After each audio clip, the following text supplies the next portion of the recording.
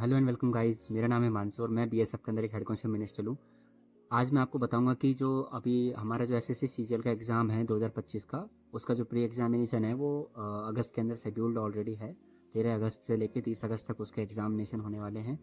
तो मैं आपको बताऊंगा कि अभी जो लास्ट दिन बचे हुए हैं सीजीएल के लिए, तो जो हमारे एस्पिरेंट्स हैं एसएससी एस्पिरेंट्स, उनको अभी लास्ट टाइम पे क्या करना चाहिए और क्या नहीं करना चाहिए, क्योंकि एसएससी सीजीएल एग्जामिनेशन मैंने भी निकाला हुआ है और सीजीएल प्री के अंदर मेरे 156 मार्क्स थे, लेकिन मैं मेंस नहीं दे पाया था क्योंकि मैं उस टाइम पे अपनी बीएसएफ एससीएम की ट्रेनिंग के अंदर था, इसलिए हमें वहाँ से जाने नहीं दिया था।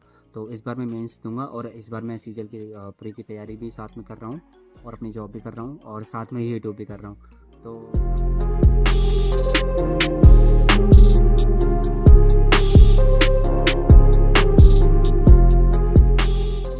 आज कि आपको क्या क्या करना चाहिए और क्या क्या नहीं करना चाहिए एक एसएससी एस्पिरेंट के नज़रिए से मैं आपको बताऊंगा।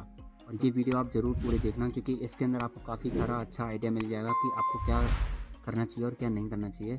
तो चलिए पहले बात कर लेते हैं कि आपको क्या नहीं करना चाहिए। सबसे पहली चीज़ है कि आपको कोई भी नई चीज़ इस टाइम पे नहीं पढ़नी है। जैसे आपने किसी चीज़ को कोर्स कवर करते टाइम पे नहीं पढ़ा है और आपने सोचा कि इसको बाद में कवर करेंगे, और अभी सीजीएल का एग्ज़ाम काफ़ी पास में आया हुआ है, तो हमें इस टाइम पे नई चीज़ बिल्कुल भी नहीं पढ़नी है।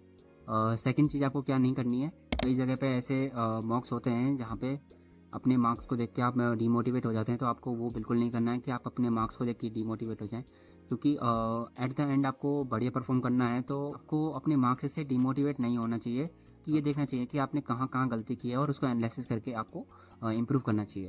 थर्ड चीज़ मैं आपको बताऊँगा कि इस टाइम पे आपको कोई भी ऐसे क्वेश्चंस जो कि टेलीग्राम वगैरह पे या फिर कहीं पे भी ऐसी पीडीएफ्स वगैरह मिलती हैं जो कि एकदम हार्डेस्ट क्वेश्चन होते हैं, उनको करना है, ऐसा कहीं से भी नहीं करें, क्योंकि ये सब तरीके से इरेलीवेंट कंटेंट होता है। क्योंकि सीजीएल एग्जामिनेशन के अंदर काफ़ी सारे प्रीवियस ईयर क्वेश्चंस रिपीट होते हैं। एग्जाम का पैटर्न होता है वो एक मॉडरेट लेवल का होता है। तो जो प्रीवियस ईयर के मॉक टेस्ट हैं, जो प्रीवियस ईयर के क्वेश्चन पेपर आ रखे हैं 2024 के, 2023 के, 2022 के, तो आपको उन्हीं के मॉक टेस्ट आपको लगाने चाहिए। ये आपको तीन चीज़ें मैंने आपको बताई जो आपको नहीं करनी चाहिए लास्ट टाइम में।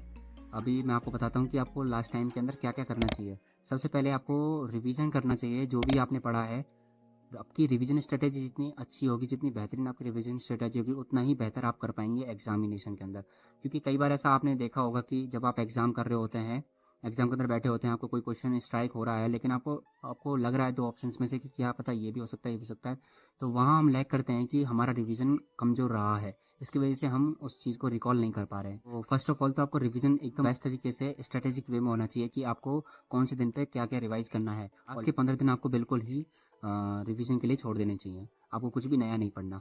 सेकंड चीज़ मैं आपको बताऊँ क्या करनी चाहिए। सेकंड चीज़, आपको जितने भी ऑलिव बोर्ड पर जो लाइव मॉक टेस्ट होते हैं या फिर टेस्ट बुक पर लाइव मॉक टेस्ट होते हैं और जो प्रीवियस ईयर पेपर होते हैं, इनके ही मॉक टेस्ट आपको लगाने हैं। इसके अलावा कोई भी मॉक टेस्ट आप लगाएंगे तो आपको डिमोटिवेशन ही फील होगा, क्योंकि वहाँ पे जो एग्जामिनेशन का लेवल है वो थोड़ा अप रख के बनाते हैं मॉक टेस्ट को, जिससे आपका अच्छा प्रैक्टिस हो सके। लेकिन जो अगर अभी आप 15 दिन के अंदर, लास्ट के 15 दिनों के अंदर अगर आप अपने मार्क्स को लेके डिमोटिवेट हो गए और आपने सोचा कि मेरा तो नहीं होगा, तो आप फिर एग्ज़ाम के अंदर भी आपके अंदर जो एग्ज़ाम फियर है वो बैठ जाएगा और एग्ज़ाम के टाइम पे भी आप अपना पेपर स्पॉइल कर देंगे। तो आप याद रखना कि जो आप मॉक टेस्ट करो वो आप लाइव मॉक टेस्ट कर सकते हो, जिससे आप अपनी रैंक पता लगेगी, आपको अपनी तैयारी का पता लग जाएगा कि आपने कैसी तैयारी कर रखी है। और आते हैं थर्ड चीज़ के अंदर जो आपको करनी चाहिए।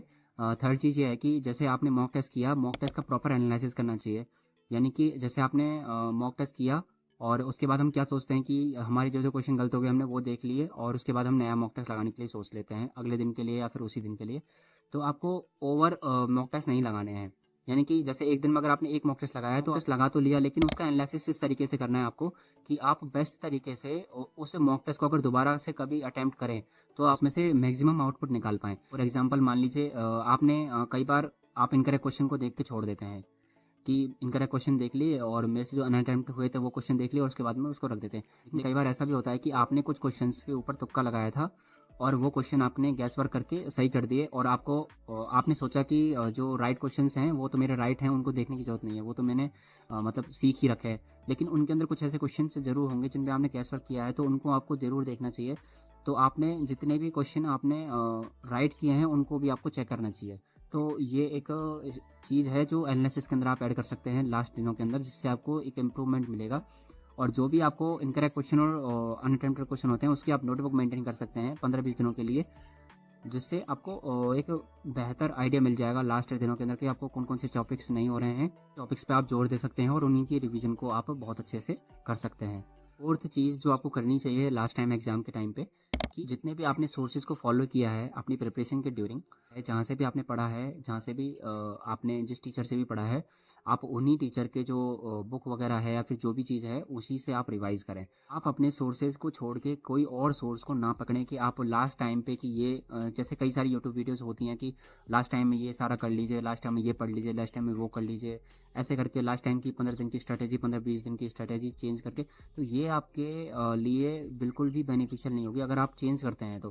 क्योंकि आप जिस स्ट्रैटेजी पे फॉलो करते हैं आप उसी स्ट्रैटेजी को इम्प्लीमेंट करेंगे एट द एंड एग्जाम के अंदर। आपने अपनी स्ट्रैटेजी चेंज की तो आपकी जो परफॉर्मेंस है वो कहीं ना कहीं बिगड़ जाएगी और आप उतना बेहतर परफॉर्म नहीं कर पाएंगे एग्जामिनेशन के अंदर जितना आपको करना चाहिए था। आप अपने सोर्सेज पे स्टिक रहें, अपनी रिवीजन को बहुत ही ऑप्टिमाइजिंग वे में करना है जिससे आप बेहतर आउटपुट निकाल पाएँ। सभी एसएससी सीजीएल एस्पिरेंट्स को मेरी तरफ से ऑल द बेस्ट कि आप अपना एग्जाम बहुत अच्छे से करके आएँ। और लास्ट दिनों में आपको बिल्कुल भी डिमोरलाइज और डिमोटिवेट होने की ज़रूरत नहीं है, क्योंकि आप बहुत अच्छा करने वाले हैं। आप ज़रूर एक वैकेंसी 2025 के अंदर आप ले लेंगे, ऐसी मैं आपसे उम्मीद भी करता हूँ। और बाकी मैं एसएससी सीजीएल के रिगार्डिंग और भी वीडियो बनाऊंगा, तो उसके लिए आप स्टे ट्यून रहें। अगर आपको मेरी वीडियो अच्छी लगी हो तो वीडियो को लाइक करना, शेयर करना, कमेंट करना कि आपके मॉक टेस्ट के अंदर अभी कितना स्कोर चल रहा है सीजीएल के अंदर।